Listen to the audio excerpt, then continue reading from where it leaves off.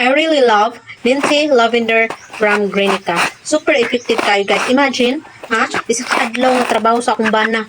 Grabe, 18 ka sako nga lubi iyang nabuntan. Daghan kayo. Munang yang pamaol daghan pud kayo. Super proud kay ko sa akong bana kay kugyan kay ni siya. Grabe bisan sa iyang buhaton para lang sa iyang pamilya. Yung akong anak uban-uban pud. Munang daghay pinaakan sa lamok og mga amigas. Munang gitambalan dayon ako ang kula-kula. Epektibo kay nawa man pod. Nya wa na sige hila kay sakitan siya ya katulan. Nawala pod. Unya tambal kay ni siya sa rayuma, sa mga sakit sa lawas. Nya kung bana pahilot gudayon. Kay gipamaulan sa kay daw yang lawas mo tong siya di na siya kaya kundi siya hiloton no tong iya ako din gihilot siya. Gihaplasan dayon ako aning minty lavender. Unya giganahan siya oy. Kay humutag yun niya.